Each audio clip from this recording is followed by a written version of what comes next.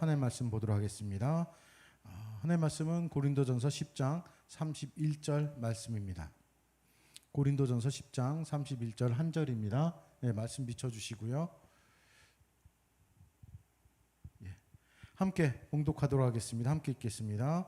그런즉 너희가 먹든지 마시든지 무엇을 하든지 다 하나님의 영광을 위하여 하라. 아멘. 오늘은 신앙생활 묻고 답하기 세 번째 시간입니다. 그리고 제목을 제가 무엇이든지 다 이렇게 놨습니다. 뭐 제목을 하려면 무엇이든지 해서 끝나면 괜찮은데 다까지 집어넣었어요. 사실 더 초점되는 부분이 다입니다. 무엇이든지 다입니다. 소요리 문답을 보면 이게 일문인데요. 지난주에는 일문에서 질문, 그러니까 질문만을 살펴봤고 오늘 답을 살펴보려고 합니다. 지난주의 질문은 이것이었습니다. 사람의 주된 목적은 무엇입니까? 사람이 살아가는 데 있어 제일 가는 첫 번째 되는 목적은 무엇입니까? 이 질문으로 보는 전제로 사람은 누구나 다 목적을 가지고 태어났다. 진화론이나 다른 데서 이야기하는 우연히 어쩌다 보니 계획 없이가 아니라 하나님께서 우리가 우리의 형상대로 우리의 모양대로 사람 만들자라는 계획을 가지고 또한 목적을 부여하셨습니다. 그러니까 사람은 그냥 사는 사람이 있어서는 안 됩니다. 내가 태어난 목적을 찾고 그 목적을 따라서 살아야 합니다. 왜냐하면 하나님께서 심혈을 기울여서 그렇게 창조하셨거든요. 그래서 주된 목적이 무엇인가를 찾기 전에 주된 목적이 나에게 있다라는 그 자체가 얼마나 큰 은혜인지를 생각하자는 것이 지난주였고요. 오늘은 그 답을 살펴보려고 합니다. 그 답을 쓰려고 하다가 잘 들으시라고 제가 안 썼어요. 사람의 주된 목적은 첫 번째, 하나님을 영화롭게 하는 것. 하나님을 영화롭게 하는 것과 영원토록 그분을 즐거워하는 것입니다. 이거 외워야 됩니다. 사람의 주된 목적은 무엇이냐? 사람의 주된 목적은 첫 번째, 하나님을 영화롭게 하는 것과 영원토록 그분을 즐거워하는 것입니다. 라고 적혀 있습니다. 이 두 가지를 오늘 꼭 기억해야 하는데요. 사실 들어보면은 놀라움 또는 그렇구나 이렇게 딱 무릎을 칠 만큼 대단한 답이 아니에요. 믿음 생활 열심히 하셨던 분들한테는요. 어려워요, 말이. 영화롭게 한다라는 것과 영원토록 그분을 즐거워한다는 말이 어렵습니다. 편하게 생각하면 이런 반응이 나올 수 있습니다. 저희가 이렇게 아이들한테 주로 많이 듣는 말인데 그 말 들으면 되게 기분 상하거든요. 그래서 뭐 그런 거예요. 어쩌라는 거야, 이런 거예요. 가까운 사람, 저희 아이들 제일 많이 쓰는 말, 이거 절대로 쓰지 마 그런 건데 씁니다. 요즘 애들 말로 하면 뭐래 이거예요. 제가 뭐래 쓰지 마 그랬더니 무슨 자갈 뭐 이렇게 유치하게 얘기하는데 이걸 들으면은 아하 그렇구나, 사람의 주된 목적이 이것이구나, 이것을 위해서 살아가야 되겠구나. 문제를 보면은, 질문을 보면 주된 목적은 무엇인가요? 라고 한층 이렇게 기대감을 부풀게 해놓고 나서는 답이 좀 추상적이에요. 어떻게 보면 믿는 사람들에게는 식상하다 얘기할 수 있습니다. 하나님을 영화롭게 하는 것과 그리고 영원토록 그분을 즐거워하는 것.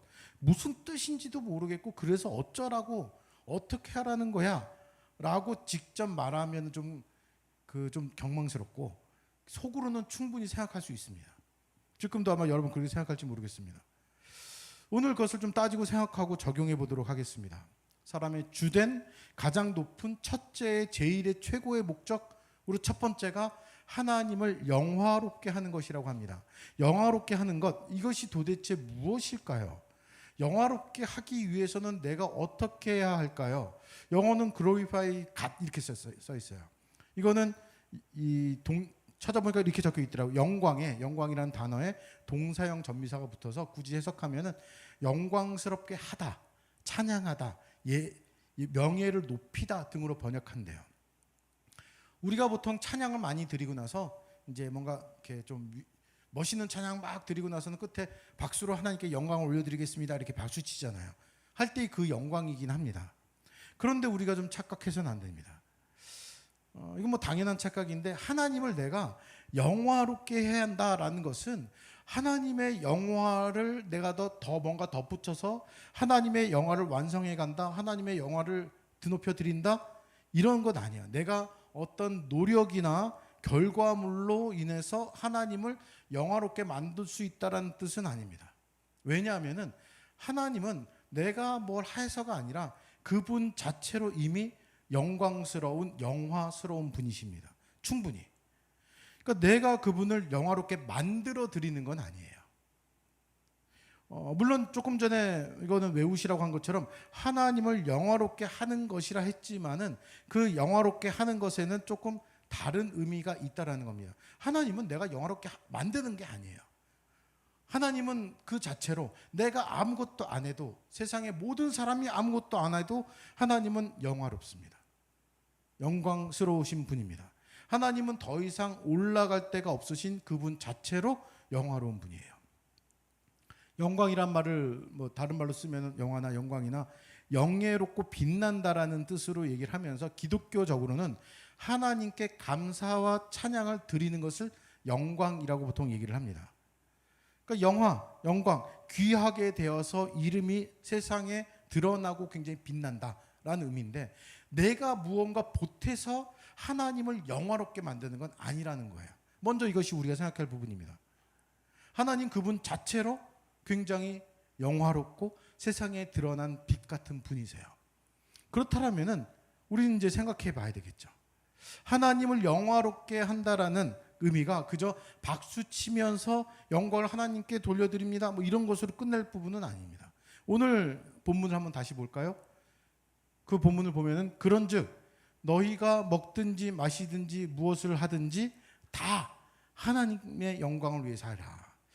이 유대인들은 언어의 마술사예요. 그래서 같은 말에도 반복을 하거나 또는 다른 말을 쓰면서 강조를 할 때가 참 많이 있었습니다. 보십시오. 먹든지 마시든지 무엇을 하든지 다, 이거는 나눌 수가 있어요. 맨 끝에 있는 다면은 다 돼요.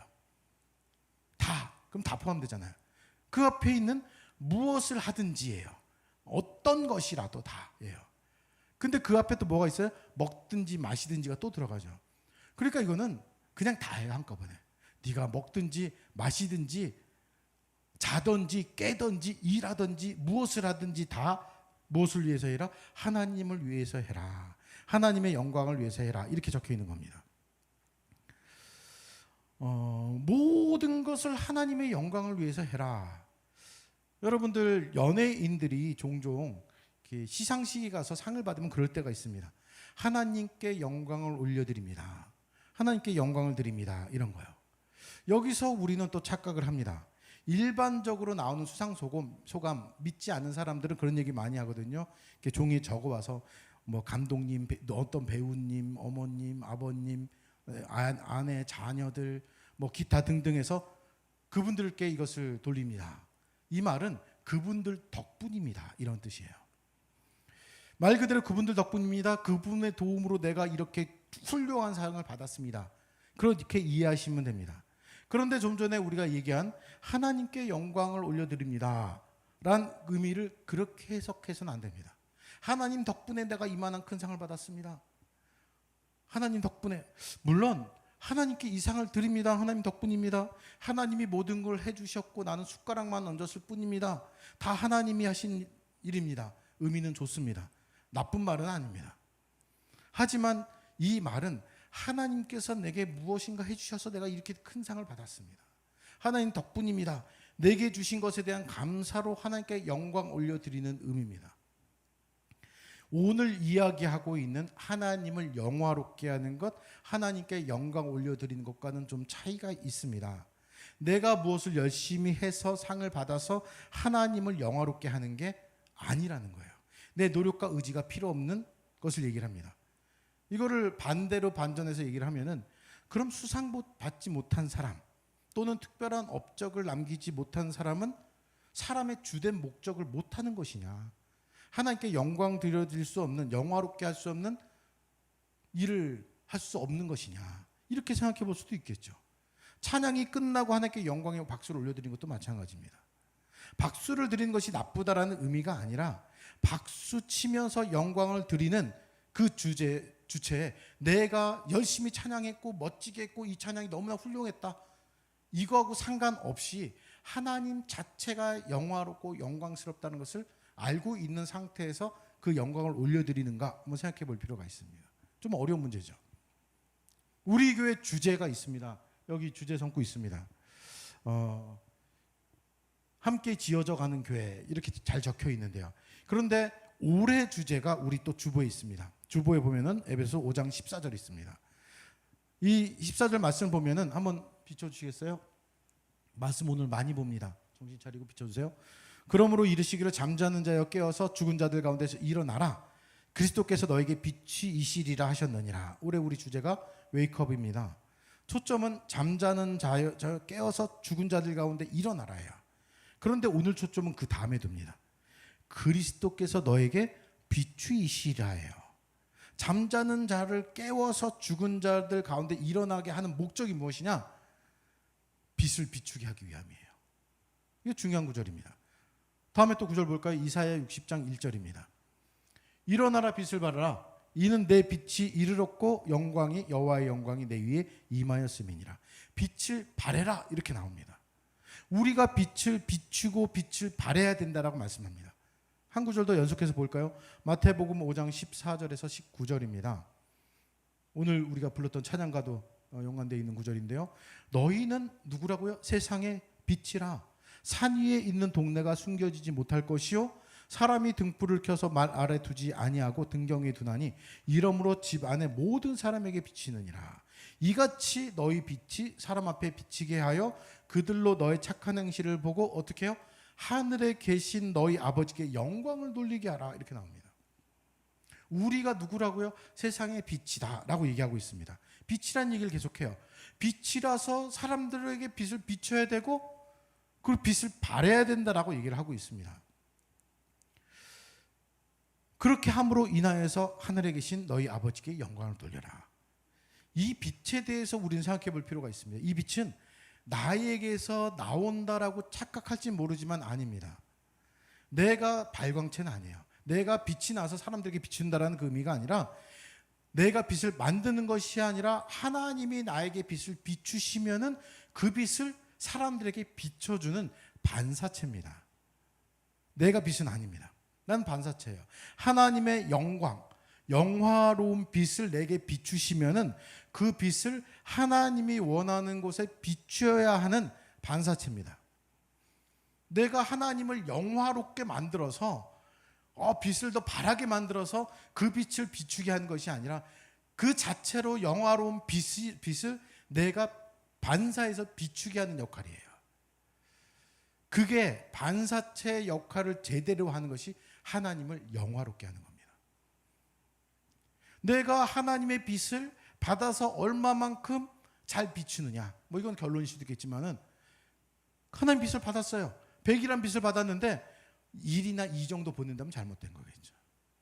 열심히 노력해서 100이라는 하나님의 영광을 비춰주는 것이 하나님을 영화롭게 하는 겁니다. 하나님의 영광, 영화를 잘 반사하는 삶을 하나님을 영화롭게 한다라고 이야기할 수 있습니다. 그래서 여기서 중요한 원리가 나옵니다. 본문으로 한번 다시 돌아가 볼까요? 고린도서 10장 31절 오늘 본문입니다. 그런즉 너희가 어떻게 해요? 먹든지 마시든지 무엇을 하든지 다 이렇게 나와요. 다 하나님의 영광을 위해서 해라. 이 말은 결국은 내 삶의 모든 영역이 하나님과 연관되어 있어야 된다는 거예요. 무엇을 하든지 다 합니다. 다. 다까지 설교 제목에 일부러 집어넣었어요. 다예요. 나는 하나님의 영광의 빛을 비추는 반사체다. 그렇기 때문에 무엇을 하든지 다 하나님의 영광을 비추는 반사체로 살아야 된다. 이것을 얘기하는 겁니다. 그래서 우리는 이걸 세뇌시켜야 돼요. 무엇을 하든지 다 순간순간마다 툭 치면 하나님 하고 생각하라는 겁니다. 이거는 계속 연습해야 됩니다. 어쩔 수 없어요. 저나 누구나 다 똑같습니다. 하나님이라면은, 예수님이라면은 이 순간에 이 상황에 어떻게 해야 할까? 내가 하나님의 반사체로서 하나님께서 비추시는 영광과 영화로운 빛을 제대로 비추는 사람이라면은 지금 이 순간에 어떤 선택을 하고 어떤 말을 하고 어떤 행동을 해야 할까? 이거를 생각해야 된다는 거예요. 지난주에 제가 사람의 주된 목적을 말씀드리면서 그 시를 하나 말씀드렸죠. 왜 사냐건 나무로 창을 내겠소. 마지막 구절에는 왜 사냐고 말씀드렸습니다. 오늘 답을 얘기한다면은 왜 사세요?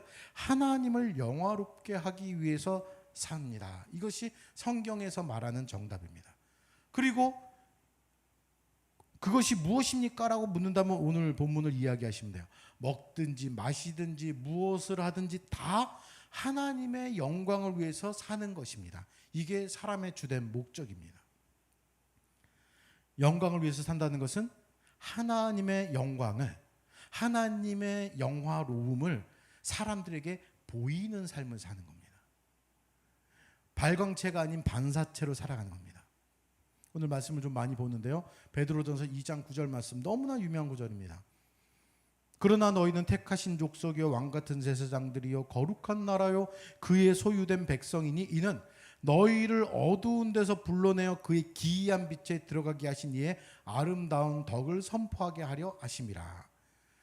너는 택한 족속이요 왕같은 제사장이라 하면서 축복송으로 많이 불렀는데 그 뒤에 있는 것이 사실은 더 중요합니다. 앞에 있는 택하셨고 제사장으로 만드셨고 왕같은 제사장으로 만드셨고 거룩한 나라고 소유된 백성이고 어두운 곳에 있는 나를 불러내서 기이한 빛에 들어가게 하셨는데 왜 그렇게 하셨는가? 그게 중요하잖아요. 왜 그렇게 하셨다고요? 그렇게 들어가게 하신, 택하신, 제사장으로 만드신 거룩한 나라가 되게 하신 이의 아름다운 덕을 선포하게 하기 위함입니다. 이 뒤에 게 중요한데 앞에 것만 강조할 때가 참 많죠.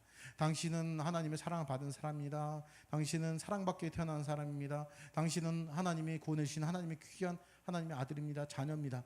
왜요? 왜 그렇게 했느냐? 여기 있는 것을 보면요. 그렇게 하신 이의 아름다운 덕을 선포하게 하기 위함이다. 이겁니다. 이것이 우리 삶의 주된 목적입니다. 하나님의 덕을 선포하기 위해 하나님의 반사체로 하나님의 광고판으로 살아가는 겁니다.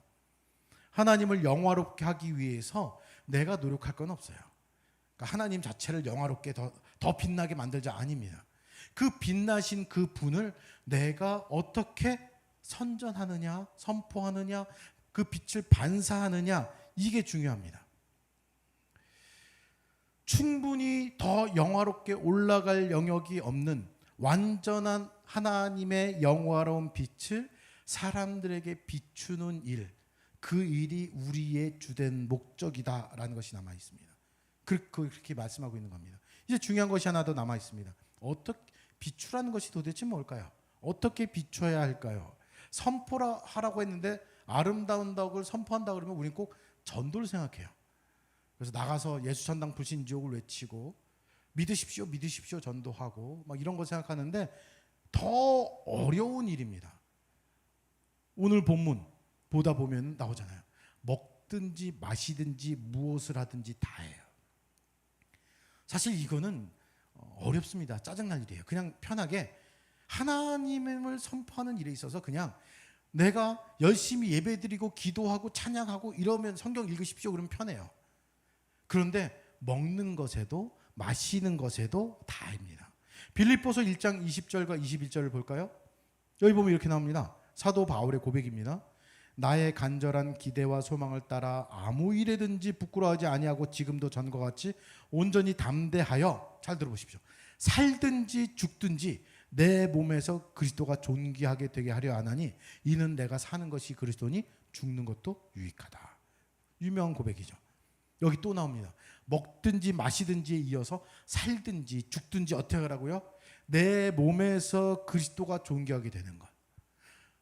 내가 드러나는 것이 아니라 내 안에 계신 그리스도가 드러나고 드러남으로 인해서 사람들이 그리스도를 바라보게 만들고 그리스도가 존귀하게 되는 것이라면은 내가 살든지 죽든지 상관없다.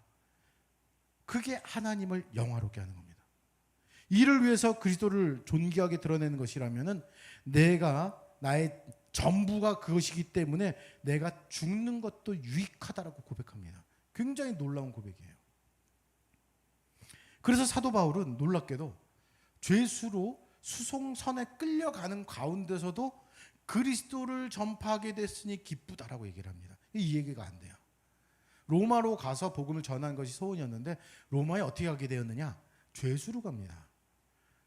사도 바울 정도면은 당당하게 뭔가 좀 좋은 이 교통편으로 편안하게 가서 복음 전할 때 또 힘들게 하니까 그러면 좋은데 그게 아니에요. 죄수로 가요. 그럼에도 불구하고 좋아합니다. 자신은 갇혔는데 사람들이 시기하고 질투하면서도 복음을 전해요. 그런데 사도 바울은 얘기합니다. 어떤 방도로든 전해지니까 난 감사하다.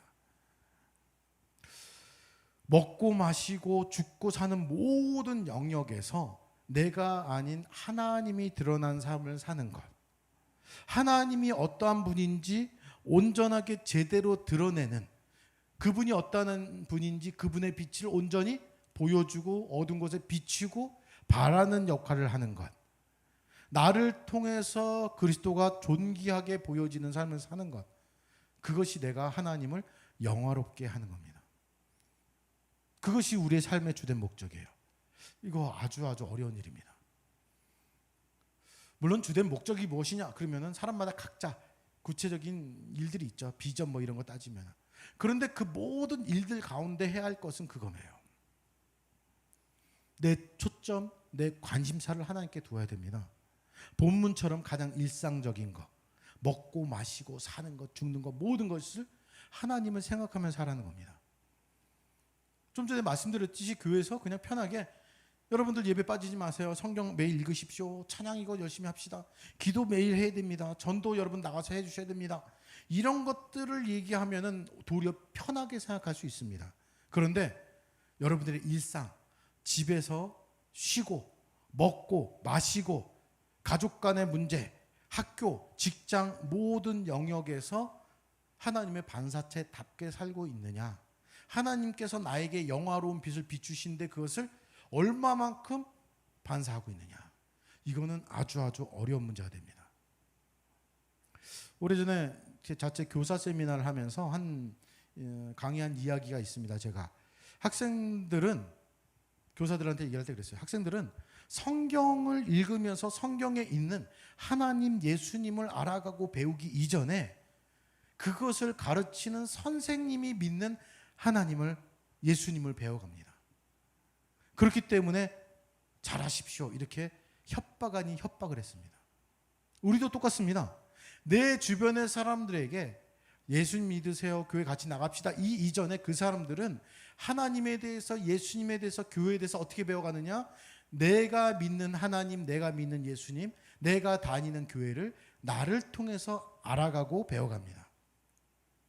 좀 전에 말씀드렸듯이 협박입니다. 여러분들 뭐 이런 얘기 들으시면 안 되겠죠.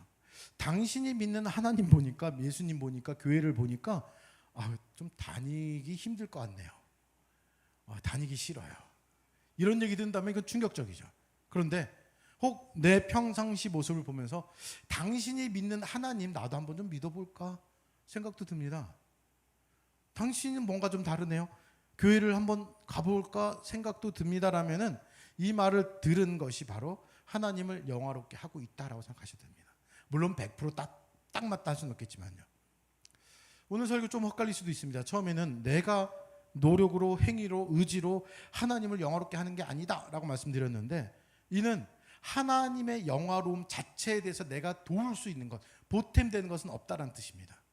그런데 하나님을 영화롭게 한다라는 것은 내가 하나님의 영광을 드러내기 위해서는 내 행위와 노력과 의지가 필요하다는 얘기입니다. 내 열심이 필요합니다. 말씀 한 군데 또 보겠습니다. 고린도전서 3장 16절 17절입니다. 비춰주시고요. 고린도전서 3장 16, 17절. 너희는 너희가 하나님의 성전인 것과 하나님의 성령이 너희 안에 계시는 것을 알지 못하느냐? 누구든지 하나님의 성전을 더럽히면 하나님이 그 사람을 멸하시리라.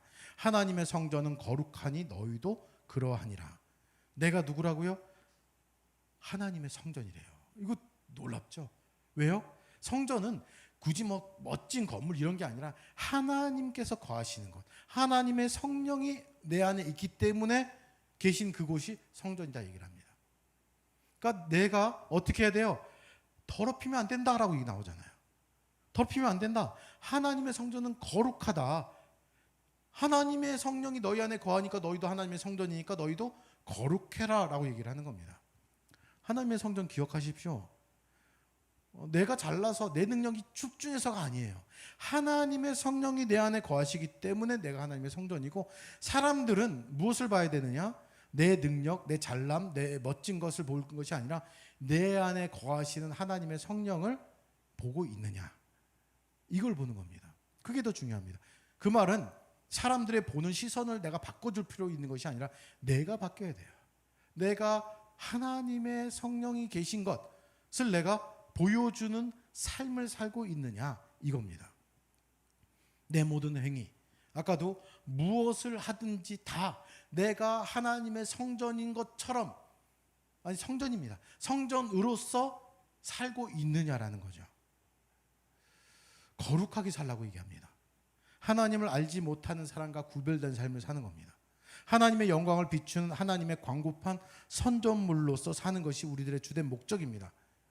이것은 꼭 전도하라는 게 아니에요. 먼저는 물론 전도가 될 수 있지만은 그것을 얘기하는 것이 아니라 삶, 생활을 얘기를 합니다. 순간순간 직장 생활 속에서, 친구들과의 관계 속에서, 집에서, 가족들과의 관계 속에서 하나님의 광고판으로, 반사판으로 하나님의 성령이 거하시는 하나님의 성전으로서 살아가고 있느냐. 각자 우리 교회는 아직 직분들밖에 다 드린 것은 아니지만은 무서운 말이 있죠. 저한테 혹시라도 누군가 목사가 뭐 그래, 그럼 되게 무서운 말이죠. 여러분들에게는 똑같이 성도가 뭐 이래, 하나님 믿는 사람이 왜 이래, 이런 거예요. 생활을 얘기합니다. 생활입니다. 그리고 또한 전도가 아니라고 말씀드렸지만은 그렇게 하나님을 영화롭게 하는 삶을 잘 살아갈 때 자연스럽게 전도도 될 수 있습니다. 굳이 이야기하면 이것을 관계 전도란 말도 쓰는데, 오늘 살펴볼 마지막 구절입니다. 한번 보시면요, 베드로전서 3장 15절 말씀입니다. 이 구절은 멋지지만 무서운 구절입니다. 한번 볼까요? 너희 마음에 그리스도를 주로 삼아 거룩하게 하라고 나와요. 구별된 삶을 살고, 너희 속에 있는 소망에 관한 이유를 묻는 자에게는 대답할 것을 항상 준비하되 온유와 두려움으로 해라, 라는 구절입니다. 너희 마음에 그리스도를 주로 삼아, 하나님의 성전을 얘기를 해요.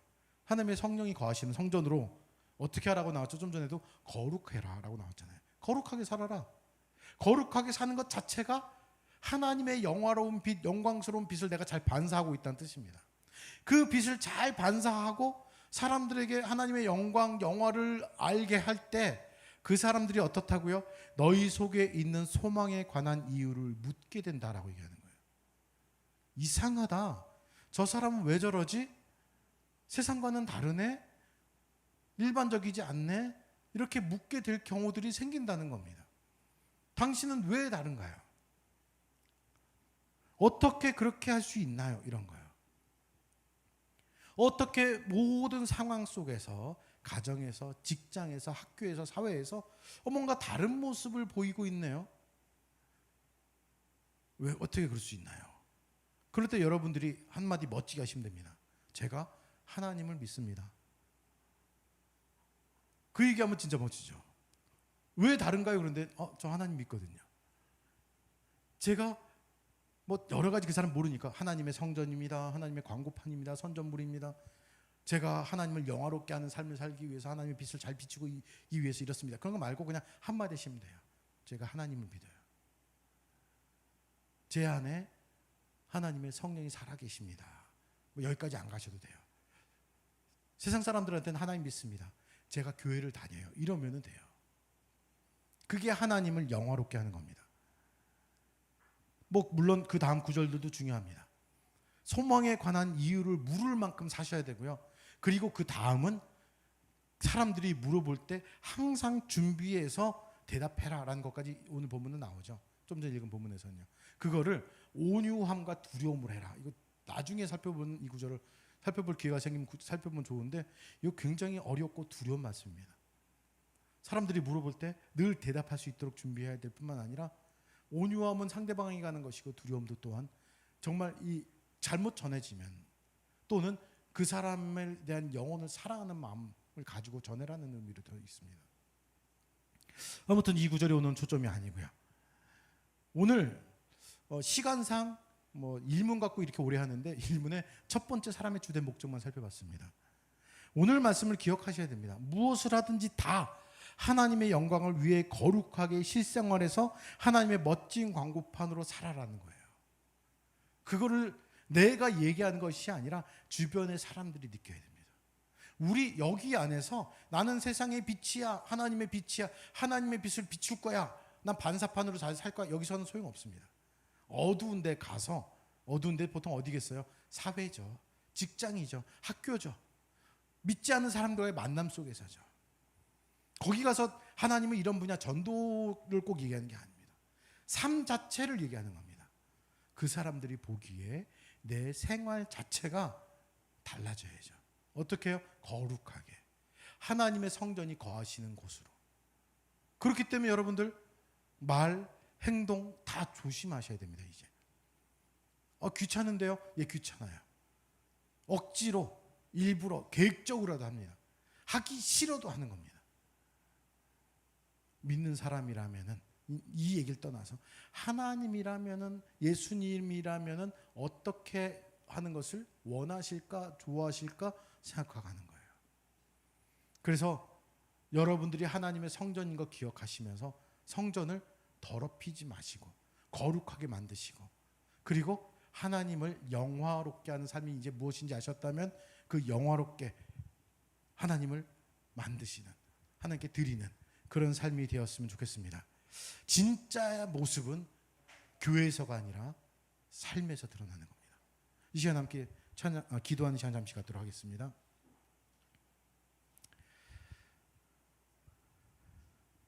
하나님을 영화롭게 한다라는 그 말이 굉장히 어렵습니다. 그런데 실생활에 너무나 밀접한 이야기입니다.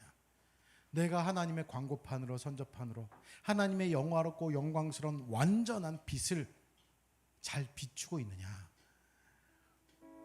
여러분 주변 사람들, 우리의 주변 사람들은 나를 통해서 하나님, 예수님, 성령님, 교회에 대해서 알아갑니다. 그 알아가는 것 제대로 잘 알아가고 있는가? 그것은 나에게 달린 문제입니다. 하나님의 빛은 완벽합니다. 결점이 없습니다. 약점이 없습니다. 단점이 없습니다. 오류도 없습니다. 그것을 내가 온전하게 비추는 자가 될 수 있도록 이 시간에 함께 잠시 기도를 시작하도록 하겠습니다. 기도하겠습니다.